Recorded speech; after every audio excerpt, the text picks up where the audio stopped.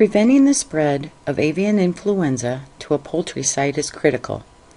This module includes information to help employees understand why following biosecurity measures are important.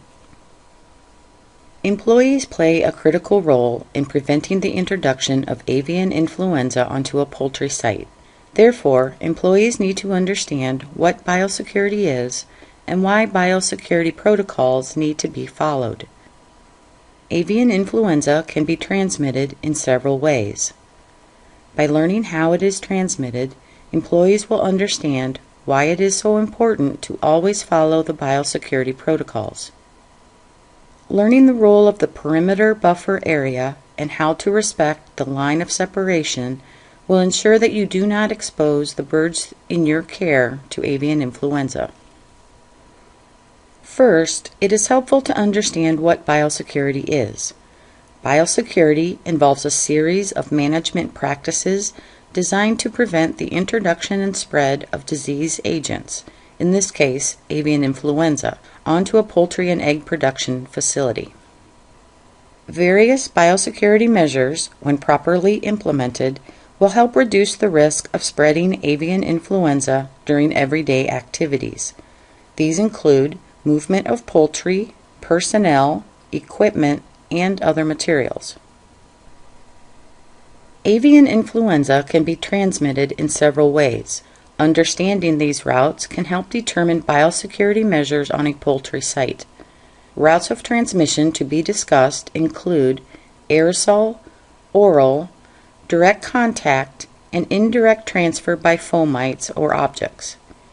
Wild birds, rodents, and insects may also transmit avian influenza to poultry. Aerosol transmission occurs when animals breathe in droplets containing avian influenza virus. This can occur between birds in the same barn, between birds in different barns, or even birds on different nearby sites.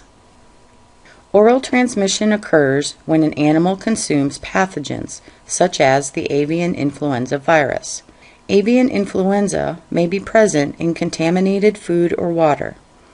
Birds may also peck objects contaminated with avian influenza. Transmission can occur anywhere in the bird's surroundings. Direct contact transmission occurs through the physical contact of a bird with another bird infected with avian influenza.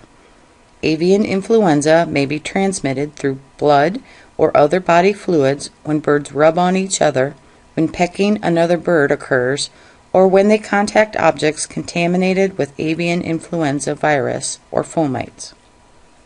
Indirect transmission may occur through fomites. Fomites are inanimate objects capable of transferring avian influenza through either direct contact or oral transmission.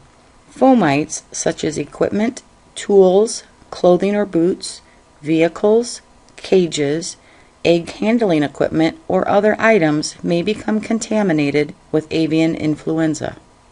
When poultry are exposed to contaminated fomites, avian influenza transmission may occur. Cleaning, decontaminating with disinfectants or heat, and drying fomites will help reduce the risk of a fomite transmitting avian influenza. Wild birds and their droppings can serve as a source of avian influenza. Infected droppings can be carried on people's footwear. Rodents and insects may transmit avian influenza. If they become contaminated with avian influenza virus from close contact with birds or bird droppings, they may physically transfer avian influenza virus to other areas where susceptible birds are housed, or may contaminate poultry feed. Biosecurity lines on poultry sites act as a barrier to reduce spread of avian influenza to the birds on site. These lines consist of the perimeter buffer area, or PBA, and the line of separation, or LOS. This slide diagrams two poultry premises. Both diagrams display a perimeter buffer area designated by a light blue color, and the line of separation is displayed in both diagrams by a red line. The PBA acts as an outer control boundary, set up around the perimeter of the buildings to reduce the potential for contamination of the area around the buildings. It may be an actual barrier, such as a perimeter fence, or it may be marked by flags, ropes, or other markings. The perimeter buffer area is the first line of defense to protect the birds housed within the perimeter. Vehicles that are not cleaned and decontaminated should not enter the PBA. The line of separation is established to isolate birds from possible sources of infection. This line is normally the walls of the building plus a line in the entry to the building.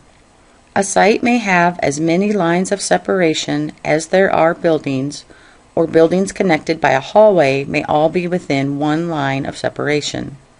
The LOS is represented by a red line on both diagrams. The shaded area around the LOS is the perimeter buffer area. Following designated procedures to cross the line of separation will reduce the chances that avian influenza will infect the birds on site. No animals, people, or fomites should cross to the poultry side of the LOS without following biosecure entry protocols. Specific biosecurity measures have been developed for the perimeter buffer area and the line of separation. These standards are outlined in the modules that follow as part of the employee biosecurity training. Additional details on these concepts can be found in the modules that follow.